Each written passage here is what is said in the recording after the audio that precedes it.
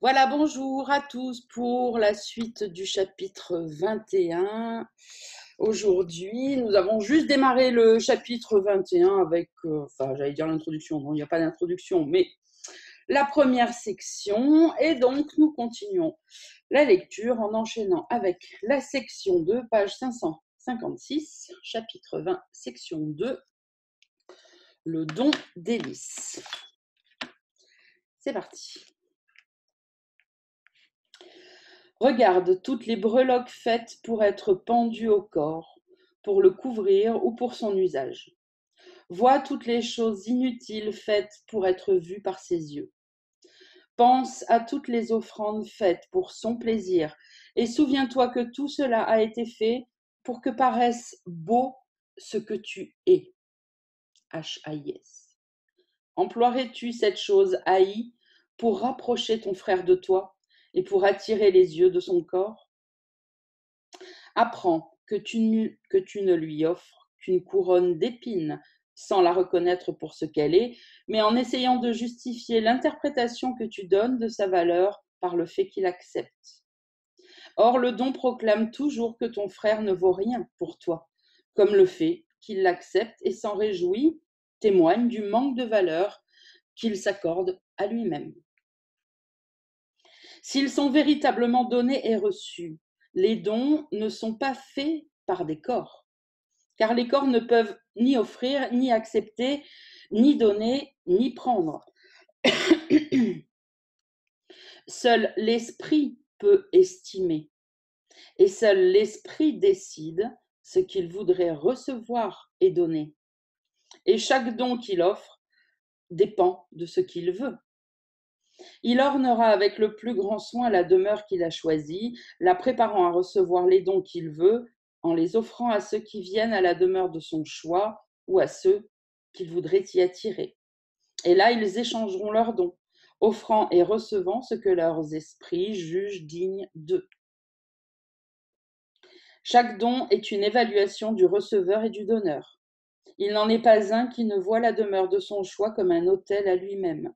Pas un qui ne cherche à y attirer les adorateurs de ce qu'il y a déposé, le rendant digne de leur dévotion. Et chacun, sur son autel, a placé une lumière, afin qu'ils puissent voir ce qu'il y a déposé et le prennent pour leur. Voilà la valeur que tu attribues à ton frère et à toi-même. Voilà ton don pour les deux, ton jugement sur le Fils de Dieu pour ce qu'il est.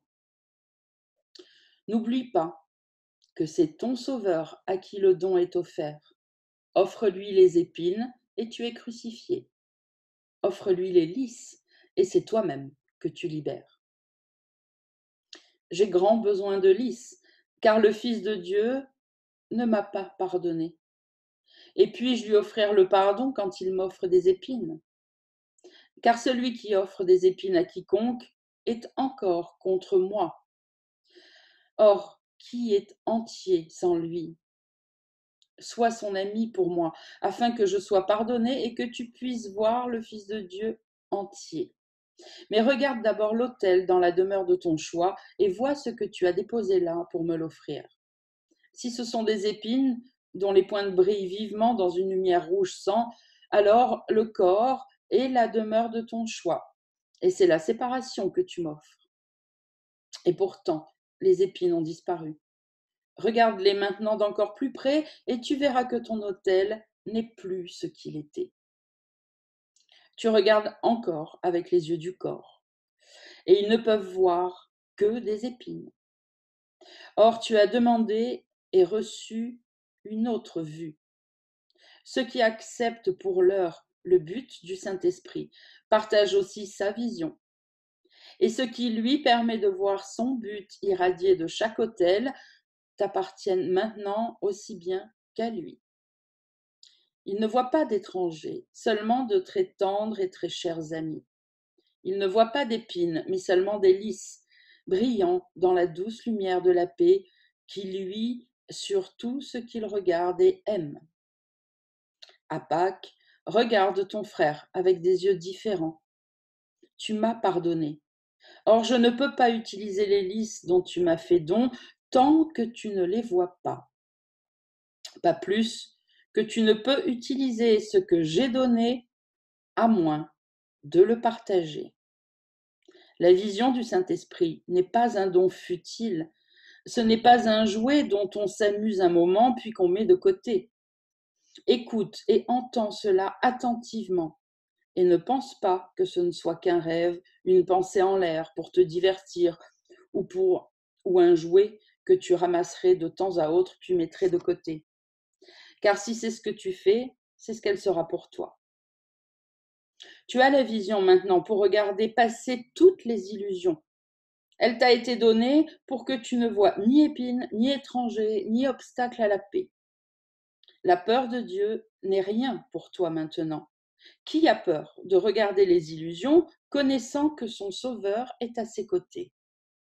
Avec lui, ta vision est devenue le plus grand pouvoir pour défaire l'illusion que Dieu lui-même pouvait donner. Car ce que Dieu a donné au Saint-Esprit, tu l'as reçu. Le Fils de Dieu se tourne vers toi pour sa délivrance, car tu as demandé et reçu la force de regarder cet ultime obstacle et de ne voir ni épine ni clou pour crucifier le Fils de Dieu et le couronner roi de la mort. La demeure de ton choix est de l'autre côté, au-delà du voile. Elle a été soigneusement préparée pour toi et elle est prête à te recevoir maintenant. Tu ne la verras pas avec les yeux du corps. Or, tout ce dont tu as besoin, tu l'as. Ta demeure t'appelle depuis le commencement du temps et tu n'as jamais manqué entièrement de l'entendre. Tu entendais, mais tu ne connaissais pas comment ni où regarder. Et maintenant, tu connais. En toi réside la connaissance, prête à être dévoilée et libérée de toute la terreur qui la gardait cachée. Il n'y a pas de crainte dans l'amour. Le chant de Pâques est le joyeux refrain qui dit que le Fils de Dieu n'a jamais été crucifié. Levons les yeux ensemble, non dans la peur, mais dans la foi. Et il n'y aura pas de peur en nous, car dans notre vision, il n'y aura pas d'illusion, seulement un chemin menant à la porte ouverte du ciel, la demeure que nous partageons dans la quiétude et où nous vivons dans la douceur, dans la paix, ensemble, et ne faisant qu'un. Ne voudrais-tu pas que ton saint frère t'y conduise? Son innocence éclairera ton chemin, t'offrant sa lumière pour te guider et sa surprotection, et irradiant du Saint-Autel au-dedans de lui où tu as posé les lys du pardon. Laisse-le être le Sauveur qui te délivre des illusions et regarde-le avec la vision nouvelle qui voit les lys et t'apporte la joie. Nous allons au-delà du voile de la peur, nous éclairant le chemin l'un l'autre. La sainteté qui nous conduit est au-dedans de nous, comme l'est notre demeure. Ainsi nous trouverons ce que nous étions censés trouver par celui qui nous conduit. Voici la voie qui mène au ciel et à la paix de Pâques, où nous nous joignons dans l'heureuse conscience que le Fils de Dieu est ressuscité du passé et s'est éveillé au présent.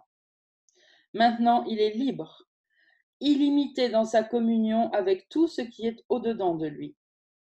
Maintenant, les lys de son innocence sont intouchés par la culpabilité, parfaitement protégés à la fois du frisson glacé de la peur et des vents desséchants du péché. Ton don l'a sauvé des épines et des clous, et son bras fort est libre de te guider en toute sûreté à travers eux et au-delà.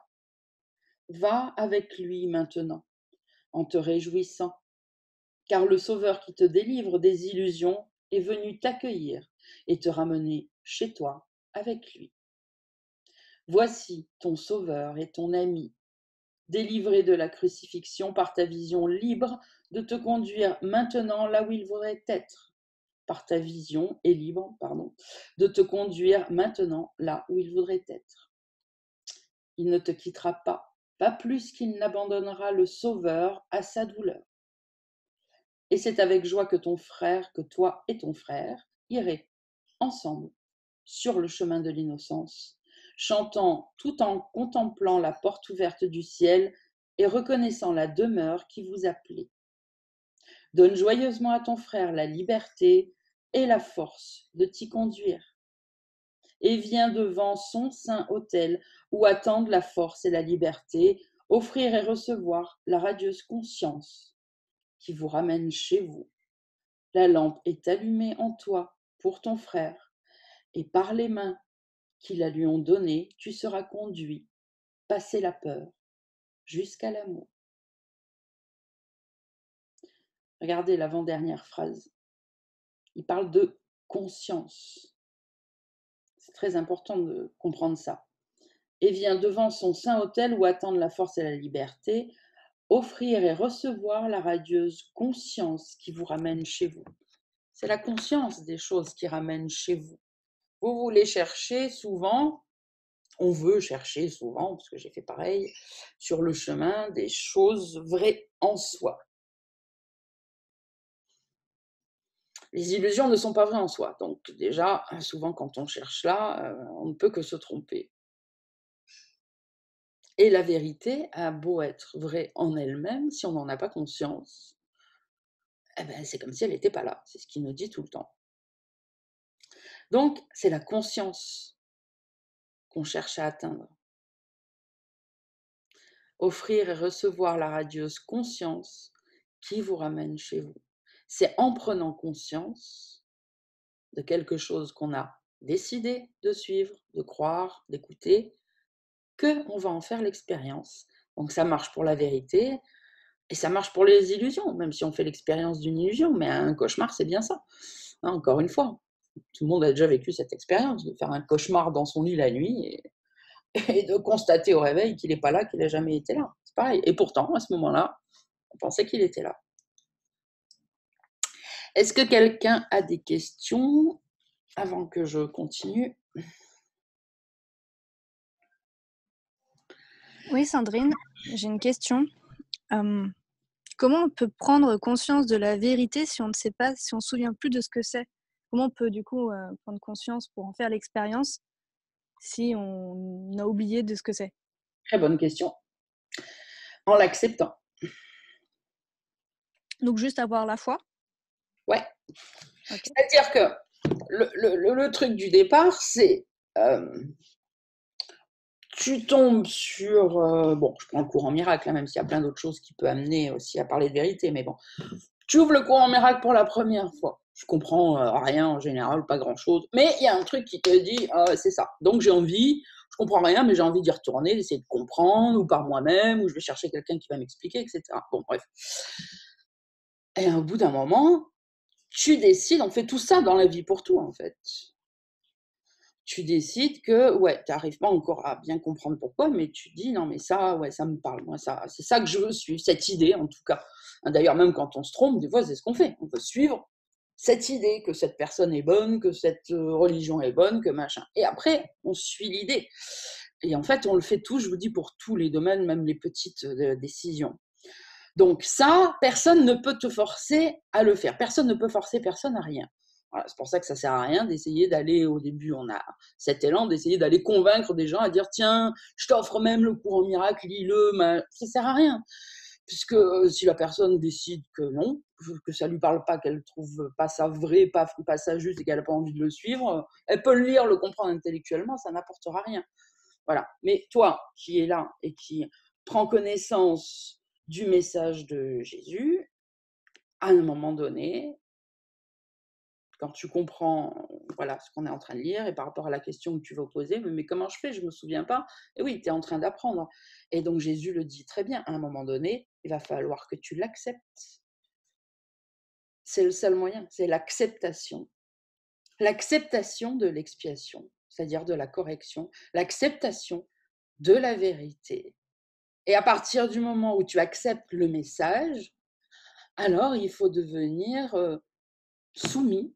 Hein, je sais que l'ego n'aime pas ce mot, mais en disant, voilà, j'ai décidé d'accepter, de suivre ça, comme on pourrait décider d'apprendre l'anglais, aller dans une classe et dire bah, tiens, je choisis cette prof plutôt que celui-là ou celle-là parce qu'elle me paraît être voilà, bien enseignée, être bonne en anglais, etc. etc. Ça, c'est le choix que tout le monde doit faire et que personne ne peut forcer personne à faire ce genre de choix. Et une fois que tu rentres dans la classe d'anglais bah, pour apprendre, pour recevoir ce que l'autre a à te donner, là, il va falloir prendre les instructions à la lettre et les suivre. Si tu commences à être en contradiction tout de suite en disant non, mais moi, j'ai pas envie d'apprendre ça maintenant, je veux d'abord apprendre ça. Tu me demandes de faire tel exercice, moi, je vais en faire un autre, etc. Bon, ça sert à rien, en fait. Ça, c'est une chose. Donc, une fois qu'on a pris la décision d'accepter le message, c'est-à-dire d'être d'accord avec, après, il y a des choses à faire. Il y a un entraînement à suivre quand on comprend que c'est un problème au niveau de l'esprit, que l'esprit pense automatiquement et n'importe qui se penche dessus le voit bien. On pense d'une manière automatique, on est rempli d'habitudes. Eh bien, il faut commencer à entraîner son esprit à arrêter cet automatisme. Donc, il y a des choses à faire, il y a des, voilà, il y a des règles à suivre. Et puis, ça va plus vite sur ce chemin quand on renouvelle sa volonté d'accepter à chaque fois. Parce qu'évidemment, après, il y a des moments où on ne se rend même pas compte qu'on a arrêté d'accepter. Donc, il faut se reposer la question, mais est-ce que je suis d'accord avec ce message? Est-ce que j'accepte la vérité en moi? Ah, peut-être pas, là, depuis une semaine, il s'est passé des trucs. Donc, vous avez encore à chaque fois la possibilité de redécider à chaque fois. Et encore une fois, personne ne peut vous forcer à rien. Mais si vous reprenez cette décision, alors après, c'est OK, j'accepte. Si vous acceptez, d'ailleurs, c'est la continuation, la continuité plutôt de ce que je disais dimanche dernier. Si vous acceptez en vous le message qui vous dit en réalité, tu es le Christ, donc tu es comme Jésus, tu es déjà éveillé, tu es déjà tout ça, sauf que tu n'en fais pas l'expérience, puisque pour l'instant tu crois autre chose. Alors commence par l'accepter. Dieu te dit que tu es entier, que tu es parfait, que ton esprit réel est saint.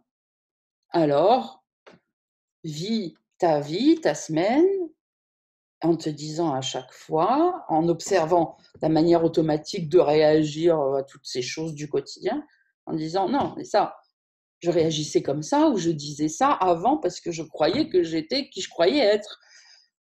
Sandrine, Solène, Franck, Cindy, Sandra, voilà. Mais si je décide d'accepter que c'est un leurre, Dieu m'a dit non, tu n'es pas ça. Je t'ai créé, je sais qui tu n'es pas une petite chose, tu n'es pas un être humain séparé des uns et des autres, tu es le Christ, tu as le Saint-Esprit en toi. Alors mets-toi, à partir de cette acceptation, encore une fois, bah, à faire comme si, et au bout d'un moment, tu vas, tu vas faire les expériences des choses, c'est sûr. Des fois, ça va un peu coincer, mais en général, c'est parce que tu commences à prendre la décision et puis après, hop, tu as une peur et puis tu te remets à agir, à parler comme avant, parce que des fois, ça va trop vite, etc. Ben, c'est pas grave, tu réessayes, tu réessayes, tu réessayes. Et à un moment donné, c'est le seul moyen, ça va devenir clair en toi. Si tu arrives à un moment donné à, en faisant cet effort, je vais prendre un exemple voilà, où il n'y a pas de contact direct, tu es dans la voiture, dans un embouteillage. Bon, comme dans un embouteillage, il y a des gens qui s'énervent, qui râlent, machin. Toi-même, peut-être ça t'énerve, tu as un rendez-vous, tu vas être en retard, machin. Si tu commences à décider à ce moment-là, puisque justement, de toute façon, tu es bloqué, tu es au point mort, tu ne peux pas avancer. Donc, tu as le temps, là, à un moment donné, d'essayer de te souvenir de ça et de dire OK, si je décide d'accepter ce que le courant miracle me dit, je ne suis pas un être humain, je ne suis même pas dans une voiture, de toute façon, machin, tout ça n'est qu'un leurre, je me souviens que je suis le Christ, que tout ça n'est pas réel et que je suis aussi saint que Jésus, que l'image que j'ai de lui, que ce que je connais de lui. Si j'étais aussi saint que ça, hein, même on va même arrêter de prendre Jésus, parce qu'encore c'est une personne. Faisons encore plus court. Si je suis saint, aussi saint que ce que Jésus me dit, que oui, Jésus ou Dieu ou le courant miracle ou le Saint-Esprit. Comment je réagirais? Est-ce que je serais en train de dire: «Ah putain, tu fais chier, nin nin nin». Bah non, quelqu'un de sain ne réagirait pas comme ça, c'est certain. Bon, alors si j'essayais de m'aligner à ça, ah tiens, et puis alors évidemment, à ce moment-là, peut-être que ça va redoubler un peu, parce qu'il y a la tentation de l'ego. Ah ben il y en a un qui vient de passer, il vient de me faire un doigt d'honneur.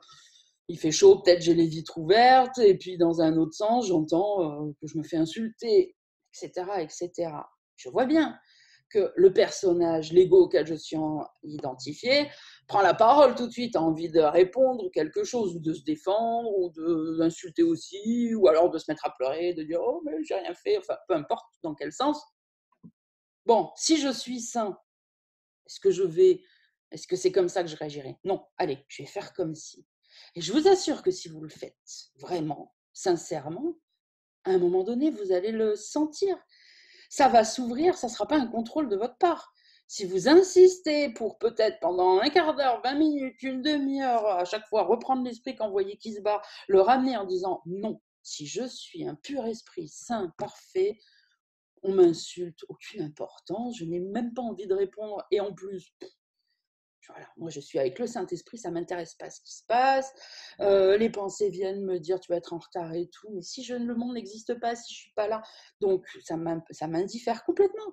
Donc je reste et et je continue à essayer plutôt un esprit saint, qu'est-ce qu'il fait? À aimer, à donner de l'amour autour, à essayer de me souvenir que mon frère, même s'il est excité en train de faire des doigts d'honneur, ce n'est qu'un leurre et qu'en dessous il y a le Saint-Esprit, machin. Je vous assure que si vous faites ça pendant 5, 10, 15, 20 minutes, à un moment donné, il va se passer un truc. Hein. Ça va s'ouvrir. Hein.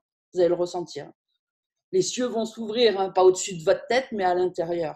Et à un moment donné, vous allez être mais, parachuté dans un monde qui n'est pas celui-là. Et après, vous viendrez nous raconter votre expérience d'éveil avec beaucoup de difficultés parce que c'est carrément impossible à expliquer. Mais bon, voilà, c'est ça. Mais tout ça n'est pas possible si on n'accepte pas la parole, si on attend d'avoir des preuves d'abord. Bah, tu peux attendre pendant 1000 vies d'avoir des preuves, tu n'en auras pas puisque c'est toi qui les fabriques, les preuves. Merci, tu as répondu à tout. Ben, c'est parfait, super. Merci à toi pour cette question. Bon, on continue. Le péché comme ajustement. Section 3.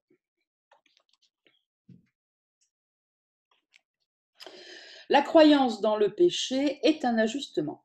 Un ajustement est un changement. Le passage d'une perception à une autre, ou la croyance que ce qui était tel auparavant a été rendu différent. Par conséquent, tout ajustement est une distorsion qui fait appel à des défenses pour la soutenir contre la réalité.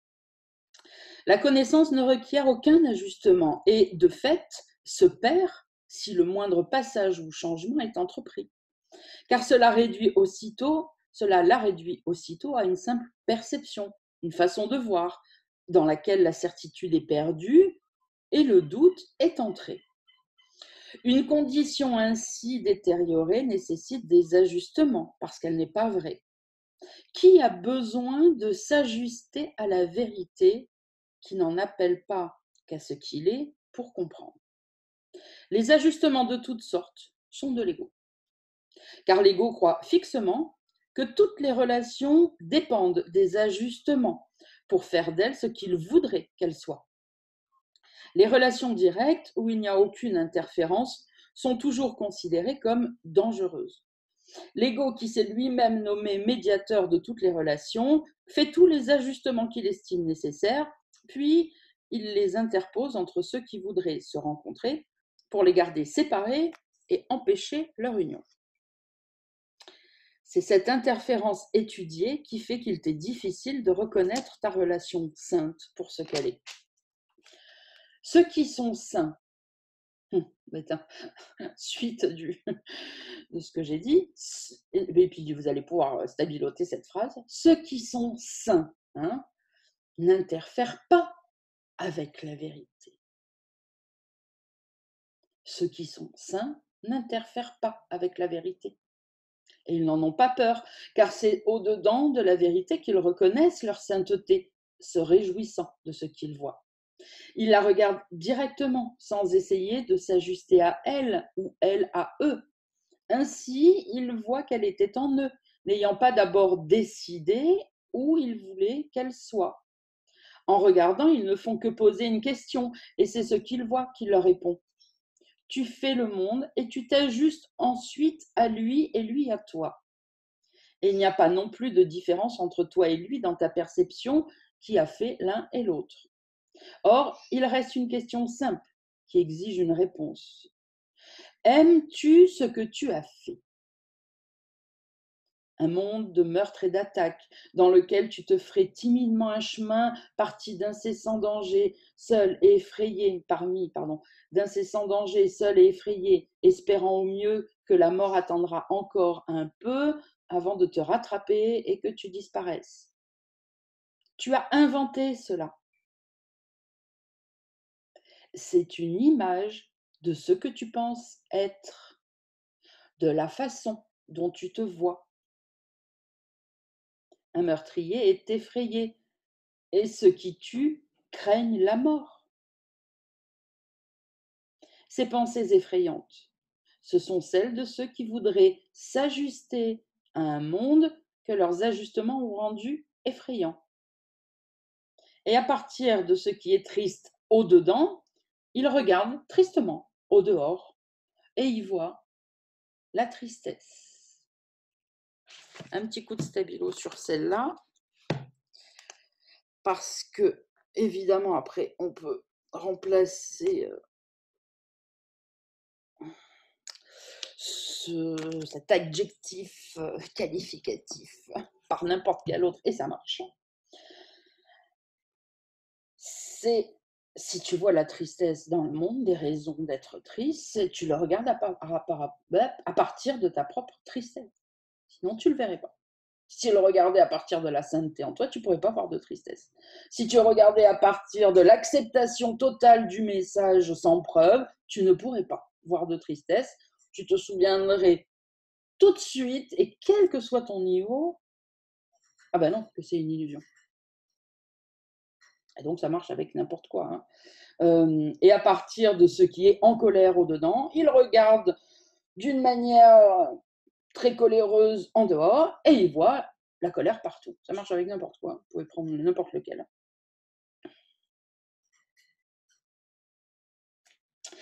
Ne t'es-tu pas demandé comment le monde est réellement, comment tu le verrais avec des yeux heureux?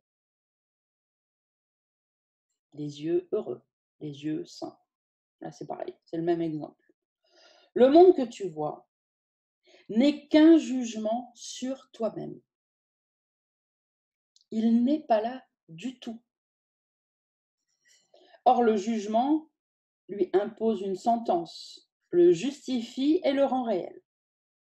Tel est le monde que tu vois, un jugement sur toi-même et fait, bien sûr, par toi. Il n'y a que toi.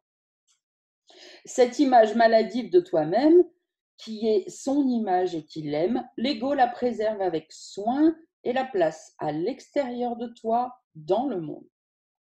Et à ce monde, tu dois t'ajuster aussi longtemps que tu crois que cette image est à l'extérieur et non à l'intérieur, et te tient à sa merci. Ce monde est sans merci, et s'il était vraiment à l'extérieur de toi, tu aurais certes des raisons d'être effrayé.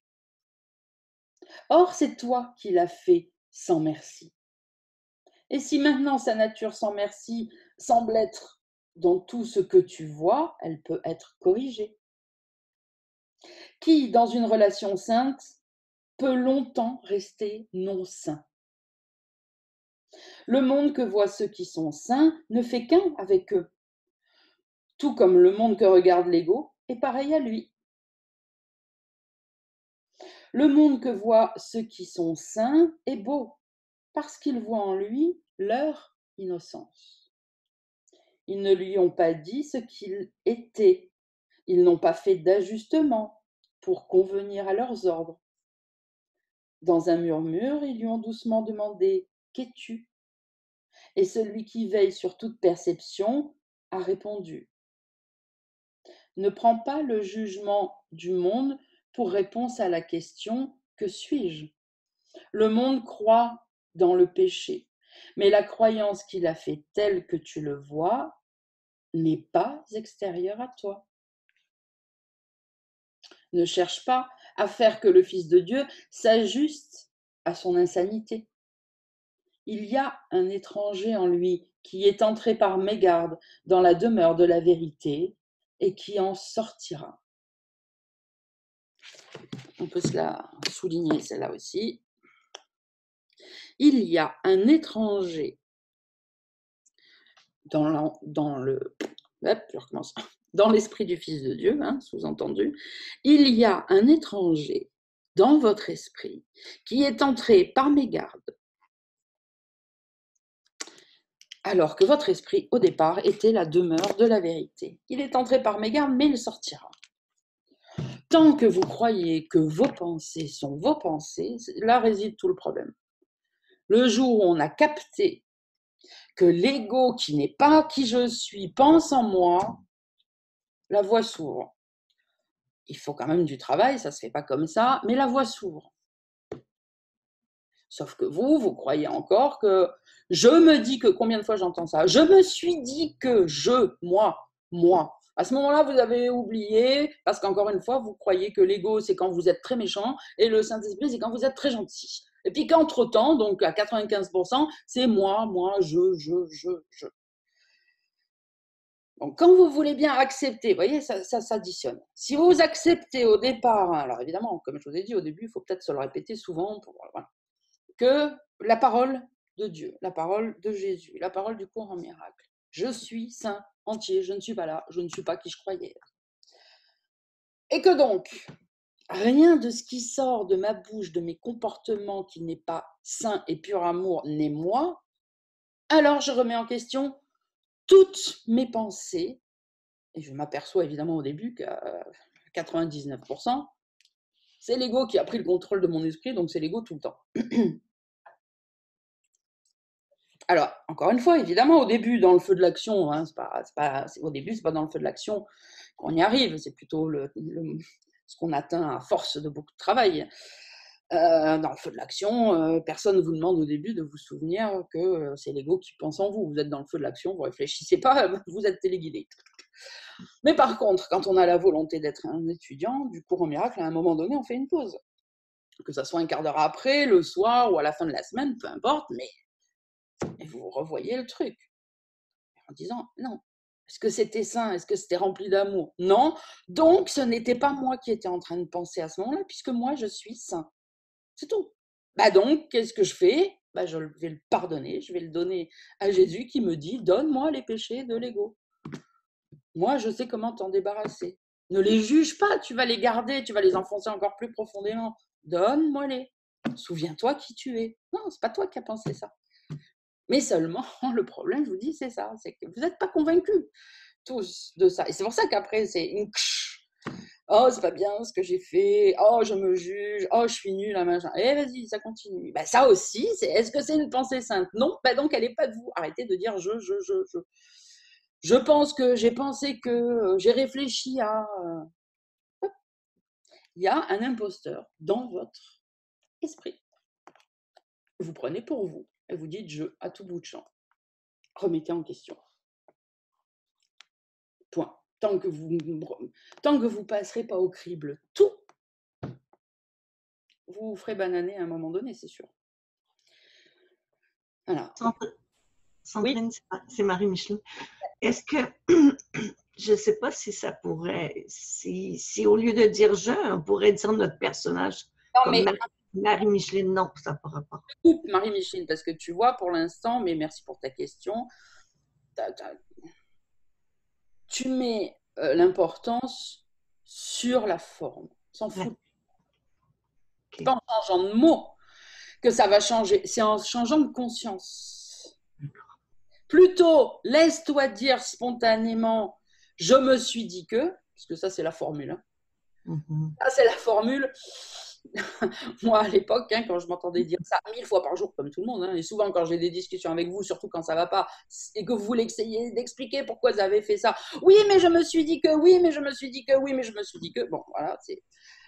Donc n'essaye pas de t'empêcher de dire je me suis dit que pour dire une autre formule, parce que qu'est-ce que tu vas faire? C'est juste te faire croire que l'ego est plus là, alors qu'il est là toujours parce que tu lui as mis un joli papier rose autour.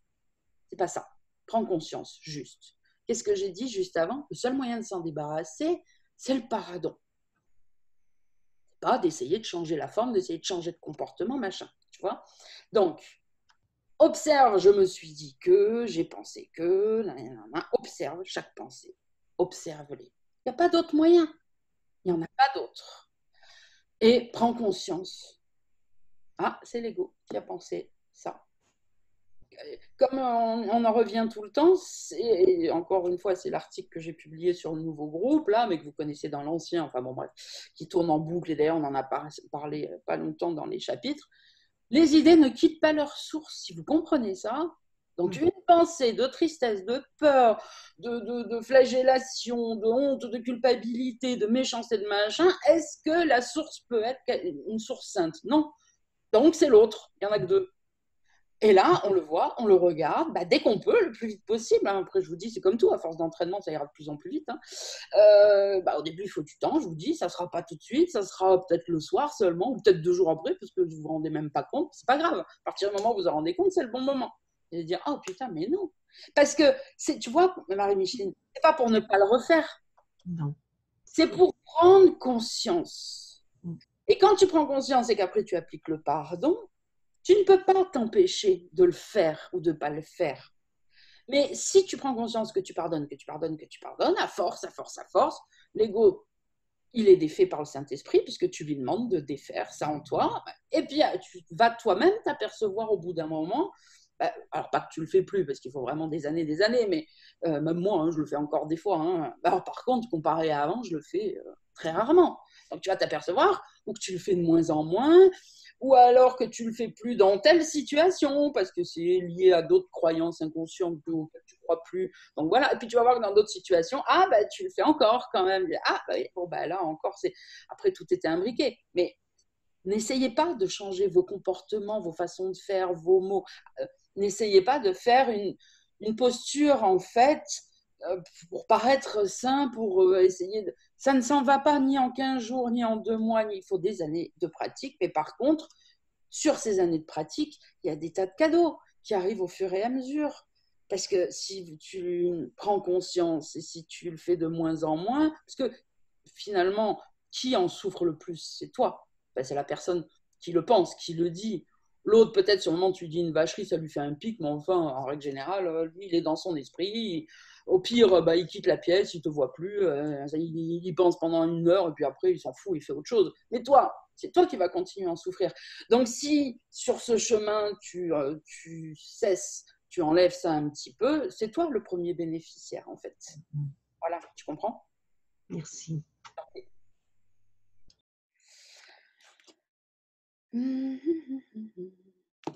Alors, où j'en étais? Oui, voilà. Donc, je reprends paragraphe 7. Ne cherche pas à faire que le Fils de Dieu s'ajuste à son insanité. Ah tiens, regarde, Marie-Micheline, c'est exactement, vois ça. C'est exactement ce que tu as essayé de faire, de t'ajuster. Voilà, vois-le, parce que comme ça, du coup, tu comprends cette phrase, c'est clair. Et donc, il te dit, ne cherche pas à faire que le Fils de Dieu s'ajuste à son insanité. Okay, ne t'ajuste pas. Reconnais juste qu'il y a un étranger en lui, dans le Fils de Dieu, qui est entré par mégarde dans la demeure de la vérité et qui en sortira. Il est venu sans but, mais il ne restera pas devant l'éclatante lumière qu'a offert le Saint-Esprit et que tu as accepté. Vous voyez, il reparle d'acceptation. Quand tu l'auras accepté, l'ego ne pourra pas résister. Car là, l'étranger est rendu sans demeure, et tu es, toi, le bienvenu. Ne demande pas à cet étranger de passage « Que suis-je » Il est l'unique chose dans tout l'univers qui ne le sait pas, qui n'en a pas la connaissance. Donc ne lui demande pas un truc qu'il ignore. Or, c'est à lui que tu le demandes, et c'est à sa réponse que tu voudrais t'ajuster. C'est lui qui te dit « Mais tu es Marie-Micheline, une pauvre pécheresse, puis un peu vieille en plus, alors la pauvre, c'est pas facile, tu vois, blablabla. Bla, bla, bla. Et toi, tu cherches à t'ajuster. Ne l'écoute pas, ne lui demande pas qui tu es. Il ne sait pas, il ne peut pas te répondre. Ok ? C'est cette seule et folle pensée d'une féroce arrogance, et pourtant si minuscule et si insignifiante qu'elle se faufile inaperçue à travers l'univers de la vérité, qui devient ton guide.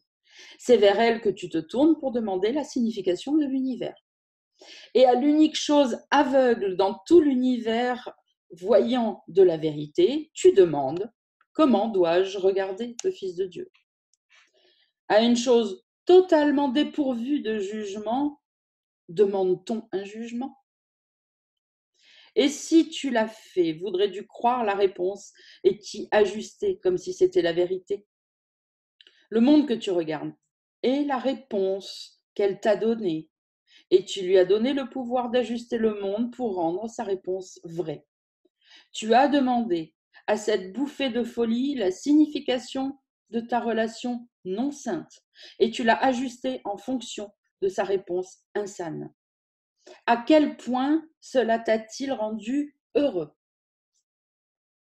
As-tu rencontré ton frère avec joie pour bénir le Fils de Dieu et lui rendre grâce de tout le bonheur qu'il t'a offert?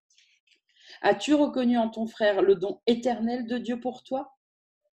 As-tu vu la sainteté qui luisait en toi comme en ton frère pour bénir l'autre?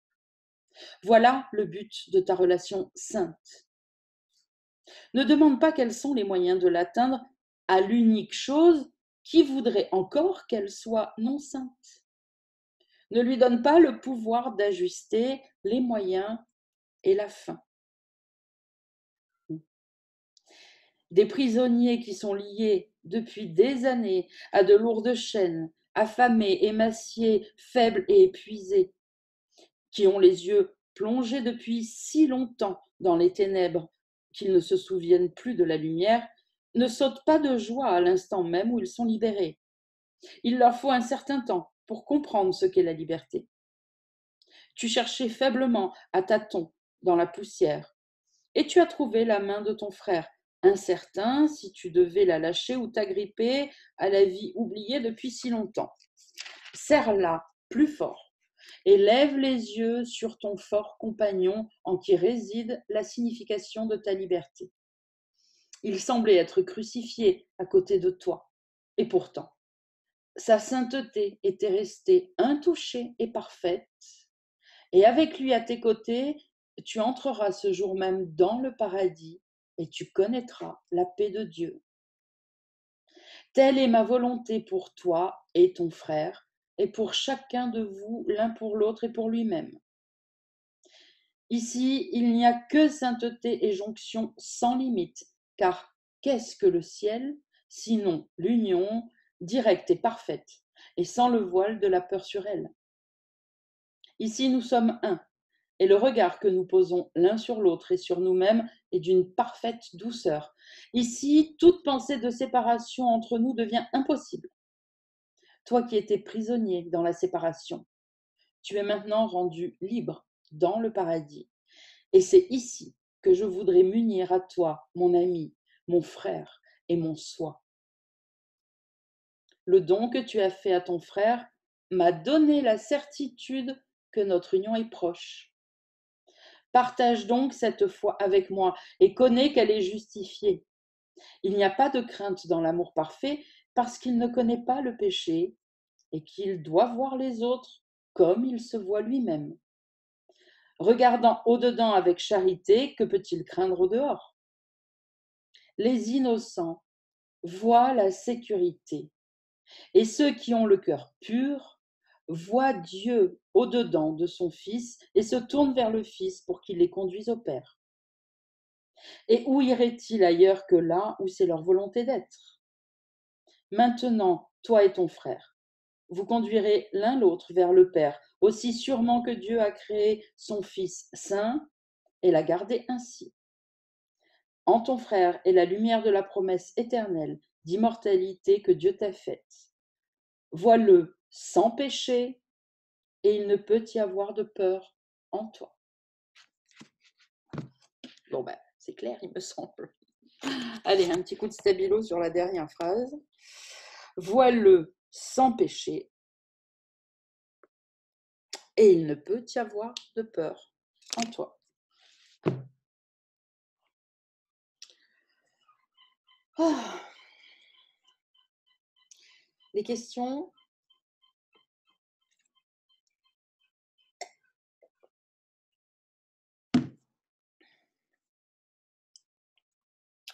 Allez, on continue.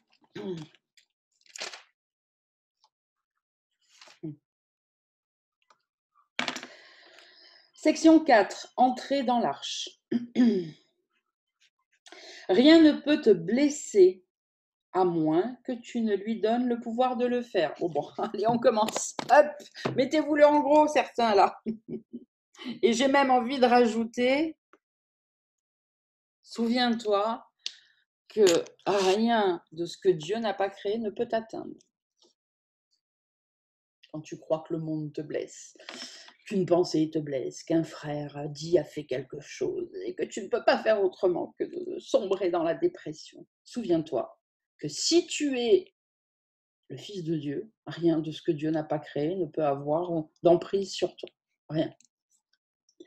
Rien ne peut te blesser, à moins que tu ne lui donnes le pouvoir de le faire. Or, tu donnes ce pouvoir comme les lois de ce monde interprètent donner. 2 points, en donnant, tu perds. Tiens, petit clin d'œil pour quelqu'un qui se reconnaîtra. Ce n'est pas du tout à toi qu'il appartient de donner le pouvoir.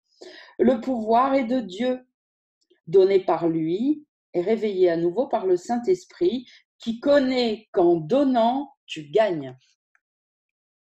Il ne donne pas de pouvoir au péché, qui n'en a donc pas, ni à ses résultats, comme ce monde les voit, la maladie et la mort, la misère et la douleur.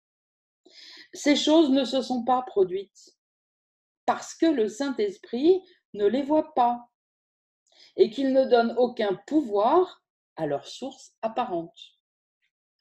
Ainsi, il voudrait t'en garder libre. Étant sans illusion sur ce que tu es, le Saint-Esprit donne simplement tout à Dieu, qui a déjà donné et reçu tout ce qui est vrai. Ce qui n'est pas vrai, il ne l'a ni reçu ni donné. Le péché n'a pas de place au ciel, où ses résultats sont étrangers et ne peuvent pas plus entrer que leur source. Là réside ton besoin de voir ton frère sans péché. En lui est le ciel. Vois plutôt le péché en lui et le ciel est perdu pour toi. Mais vois-le tel qu'il est, et ce qui est à toi rayonne de lui vers toi. Ton Sauveur te donne seulement l'amour, mais ce que tu voudrais recevoir de lui dépend de toi. Il lui est donné de passer sur toutes tes erreurs, et là réside son propre salut. Il en va de même du tien. Le salut est une leçon de donner, comme le Saint-Esprit l'interprète. C'est le nouveau réveil des lois de Dieu dans des esprits qui ont établi d'autres lois et leur ont donné le pouvoir de faire respecter ce que Dieu n'a pas créé. Tes lois insanes ont été faites pour garantir que tu ferais des erreurs et leur donnerais un pouvoir sur toi en acceptant leurs résultats comme ton juste dû. Si ce n'est pas folie, qu'est-ce que c'est ? Et est-ce cela que tu voudrais voir dans ton Sauveur qui te délivre de l'insanité ?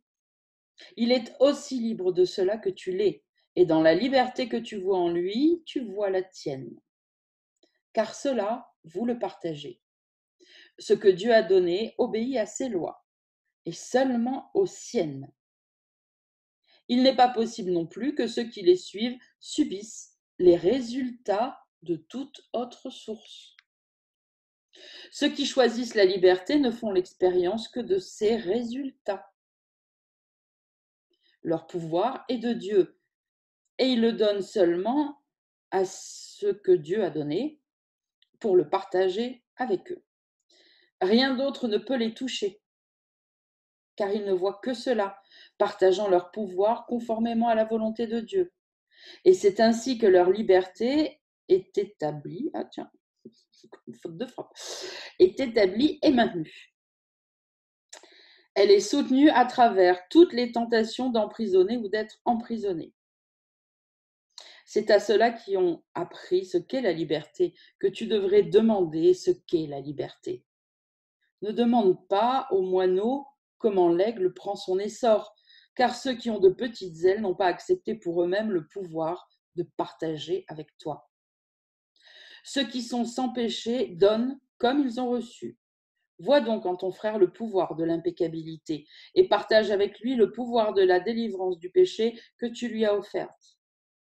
À chacun de ceux qui errent sur cette terre dans une apparente solitude, un sauveur est donné, dont la fonction particulière ici est de le délivrer et ainsi de se libérer lui-même. Dans le monde de la séparation, chacun est désigné séparément, bien qu'ils soient tous les mêmes. Or, ceux qui connaissent qu'ils sont tous les mêmes n'ont pas besoin de salut. Et chacun trouve son sauveur lorsqu'il est prêt à regarder la face du Christ et à le voir sans péché. Le plan n'est pas de toi et tu n'as pas besoin de te soucier de quoi que ce soit, sauf du rôle qui t'a été donné à apprendre. Car celui qui connaît le reste y verra sans ton aide. Mais ne pense pas qu'il n'ait pas besoin de ta part pour l'aider avec le reste, car dans ta part réside le tout, sans lequel nulle part n'est complète, pas plus que le tout n'est complet sans ta part. Donc ça répond, bon c'est un peu formulé, hein, vous pouvez le relire, mais ça répond à tous ceux qui attendent que le Saint-Esprit fasse des miracles sans lui, donc sans jouer son rôle, sans donner sa part, et qui attend ça, que le ciel s'ouvre, qu'un ange descende, et que, alors qu'il n'a fait aucune part, on va venir le sauver. Donc, je relis. On reprend le 6. Le plan n'est pas de toi et tu n'as pas besoin de te soucier de quoi que ce soit, sauf du rôle qui t'a été donné à apprendre. Car celui qui connaît le reste y verra sans ton aide. Mais ne pense pas qu'il n'ait pas besoin de ta part pour l'aider avec le reste, car dans ta part réside le tout, sans lequel nulle part n'est complète, pas plus que le tout n'est complet sans ta part. Dans l'arche de la paix, on entre 2 à 2, toi et le Saint-Esprit. C'est ça que ça signifie. Hein. Or, c'est le commencement d'un autre monde qui va avec ces deux. C'est comme dans le chapitre 30, pour ceux qui sont arrivés là, et j'espère que dans ce groupe, ça sera bientôt le cas, quand même, depuis un an.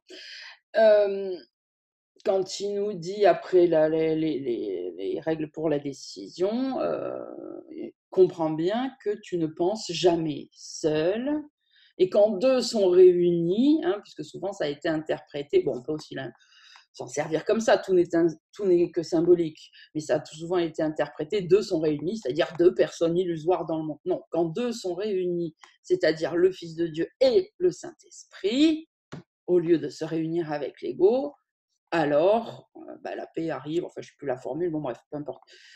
Mais c'est ça que ça signifie quand deux sont réunis, parce qu'après ces règles pour la décision, il finit en te disant, et si tu te souviens, ça rejoint ce que je vous ai dit tout à l'heure, et si tu te souviens que tu ne penses jamais seul, c'est d'abord tu t'unis, soit avec le Saint-Esprit, soit avec l'ego, donc les 3/4 du temps, et sans aucune conscience, avec l'ego, puisque c'est une habitude depuis des milliards d'années, de vie, de tout ce que vous voulez. Alors, les questions qui viennent, les pensées qui viennent, les actions qui viennent sont issues de l'ego. Donc, il va falloir maintenant se souvenir de s'unir avec le Saint-Esprit avant. Et en fait, là, c'est pareil. Il te dit, on ne rentre que 2 par 2 dans l'arche de la paix. Oui, toi et le Saint-Esprit.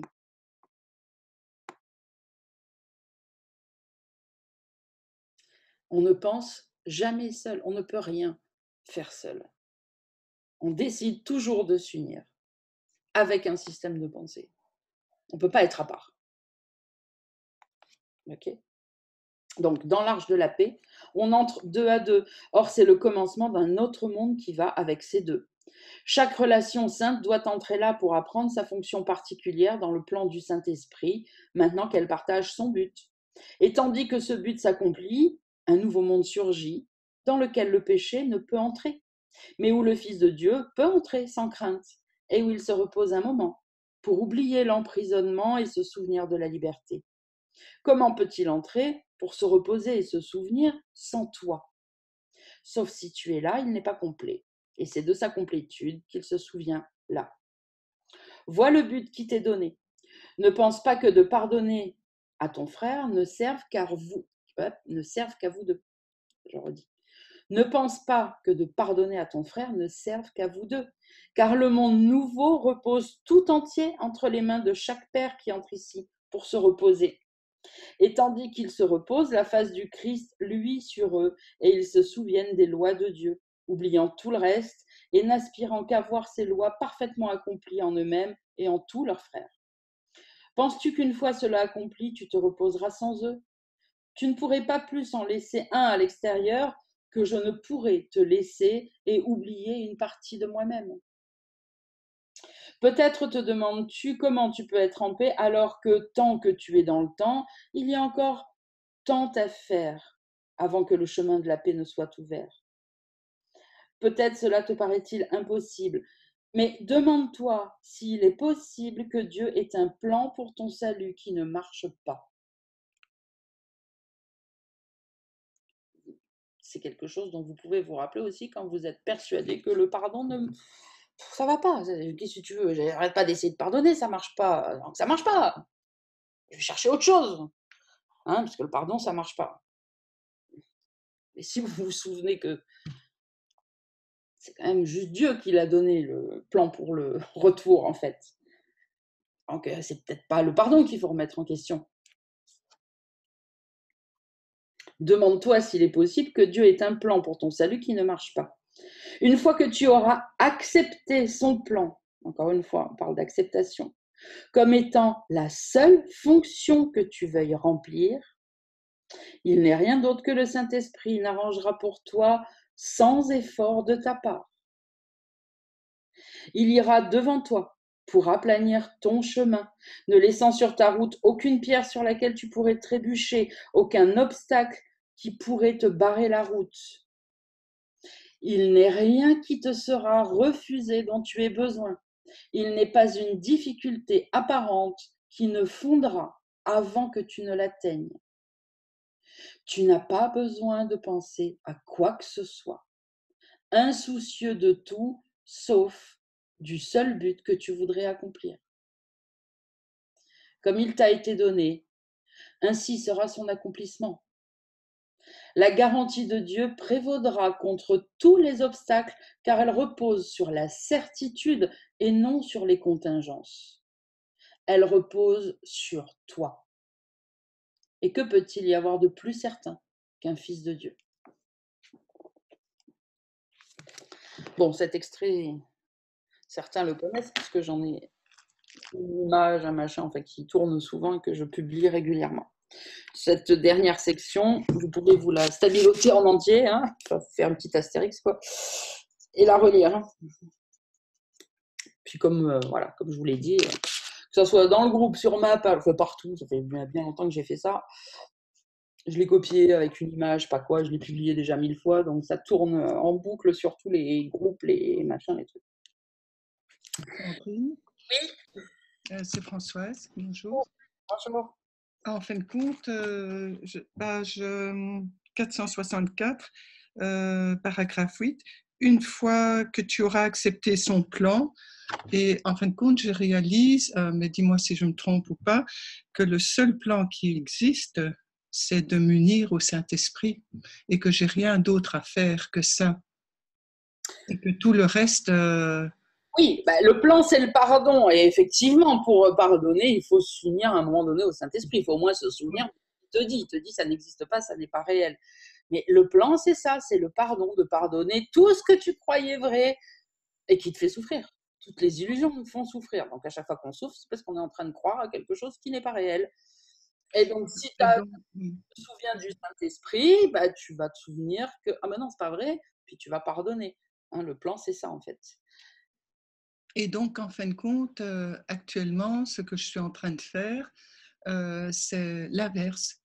je m'unis plutôt à la pensée de l'ego, qui fait que ça donne l'impression que j'ai toujours quelque chose à faire, à chercher, etc., etc., alors que la chose est beaucoup plus simple que ça, c'est m'unir à la pensée du Saint-Esprit, punt. Ah oui, Voilà. oui, non, mais ça c'est sûr, et tout le monde est plus ou moins dans ce cas-là parce qu'il faut un moment. Ok, mais chez moi, ça fait tilt. Ouais. Voilà. Oui, mais peut-être que ça va devoir refaire, enfin je te le souhaite, hein, Bien mais sûr, peut-être que ça va devoir refaire tilt à plusieurs reprises parce que oui. ça paraît tellement être à l'opposé de tout ce que l'on nous a appris ici. C'est-à-dire qu'en gros, je l'ai déjà dit plein de fois, mais je le redirai avec plaisir, hein, ça veut dire quoi ce paragraphe 8? Ça veut dire que la seule chose que tu as à faire en te levant le matin et pour le reste de ta vie, c'est de pardonner toutes les illusions. Et après, à chaque fois, souvent, il y en a qui viennent me dire oui, mais enfin, quand même, il faut que je m'occupe des enfants. Moi, j'ai un boulot, c'est bien gentil de pardonner, mais il faut que je fasse ci, il faut que je fasse ça, il faut que je voyage. J'ai mon mec, j'ai mon mari, j'en sais rien, j'ai ma mère à m'occuper, j'ai bidule. Donc, en fait, vous voulez pardonner, parce que c'est toujours pareil, c'est la fausse spiritualité. Je veux faire de la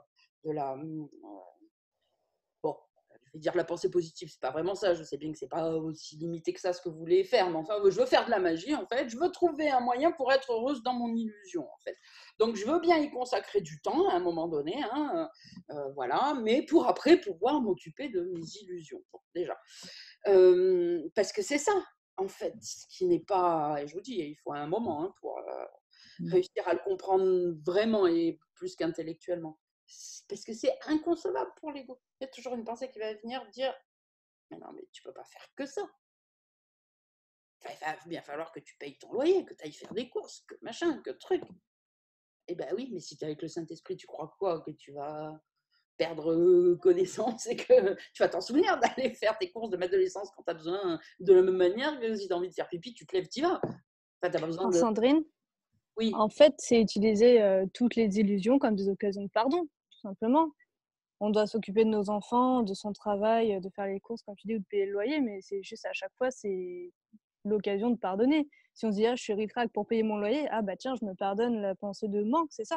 Oui, ça c'est certain. Donc Et c'est. du coup, c'est ça, du coup, avec Saint-Esprit. Laisse-moi finir, parce que je suis Pardon. en train de développer justement tout ça. Donc, la seule chose que vous avez à faire, et je vais le relire d'ailleurs, ce paragraphe 8, du coup, c'est parfait, c'est ça. Vous ne voulez pas le croire. Non, j'ai d'autres trucs à faire. Le jour où vous vous déciderez à vous lever le matin et à vous dire, je n'ai que ça à faire, pardonnez tout ce qui se présente. De toute façon, vous n'avez pas le choix.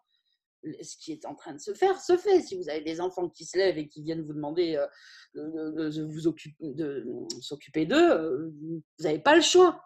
C'est là, vous allez le faire. Mais pourquoi avoir besoin d'y penser? Vous n'avez pas besoin d'y penser. Je vous dis, de la même façon que vous avez envie de faire pipi, à un moment donné, vous allez vous lever, vous allez faire pipi.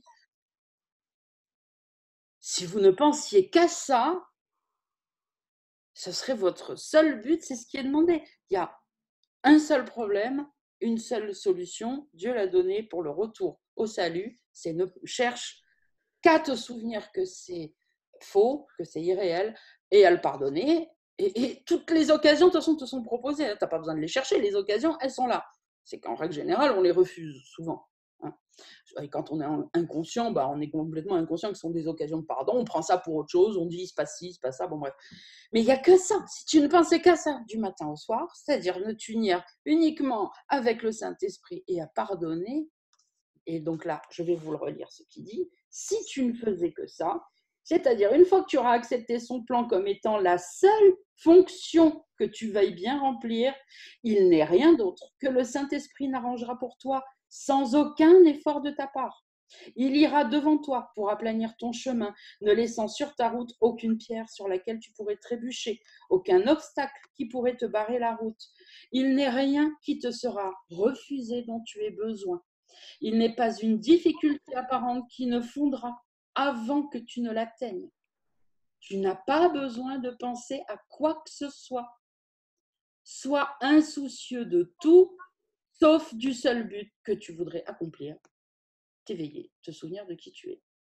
La garantie de Dieu prévaudra contre tous les obstacles, car elle repose sur la certitude et non sur les contingences. Si contingence n'est pas clair pour vous, allez voir la définition très claire dans le dictionnaire. Ne restez pas sur un flou, ok? Je ne vais pas le faire là maintenant. La garantie de Dieu prévaudra contre tous les obstacles, car elle repose sur la certitude et non sur les contingences. Elle repose sur toi, et que peut-il y avoir de plus certain qu'un fils de Dieu? Point.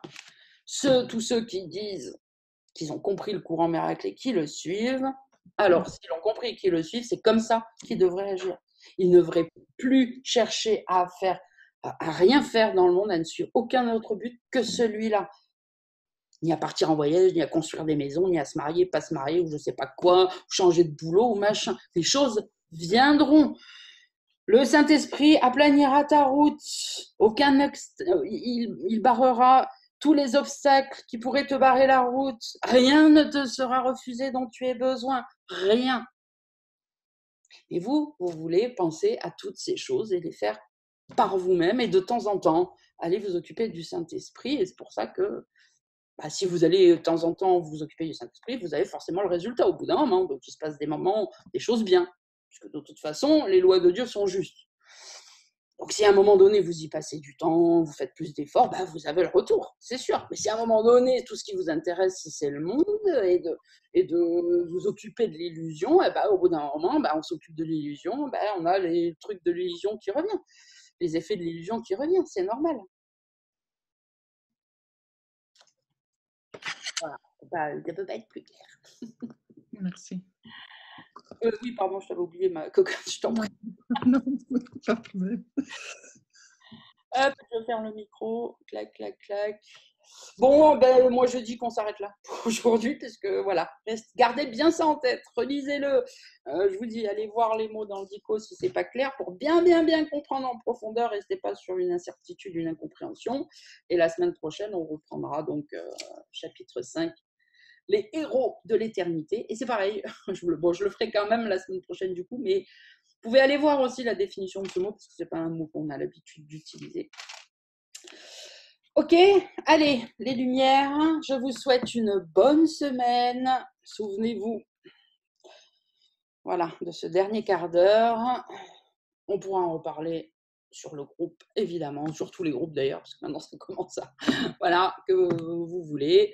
Les admins pour le nouveau groupe des Lumières pourront vous répondre. Et moi, je m'occupe de ceux qui sont... voilà, qui ont un but au quotidien, qui veulent arrêter de penser par eux-mêmes, apprendre à penser par le Saint-Esprit sur le groupe qui existe déjà depuis 1 an, apprendre à être la lumière du monde. Voilà, je vous fais plein de bisous. Prenez soin de votre esprit, réfléchissez à tout ça. Bonne semaine et à dimanche prochain.